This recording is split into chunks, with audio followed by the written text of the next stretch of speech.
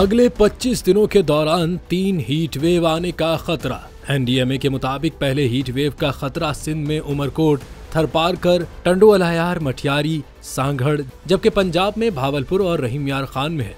NDMA के मुताबिक 15 से 30 मई के दौरान इन इलाकों में दर्ज हरारत 40 डिग्री तक जा सकता है और गर्मी इससे भी ज्यादा महसूस की जा सकती है, जबकि हीट वेव का ये पहला स्पेल 2 से 3 दिन जारी रह सकता है। एनडीएमए के मुताबिक मई के आखिर या जून के शुरू में दूसरे हीट वेव का खदशा है, जिसमें दर्ज हरारत 45 दर्जे तक जा सकता है और ये 4 से 5 दिन जारी रहेगा। तीसरी हीट वेव का खदशा जून के पहले 10 दिनों के दौरान है। ये हीट वेव थरपारकर, उमरकोट, सांगड़, बदीन और खैरपुर को मुतासिर करेगा।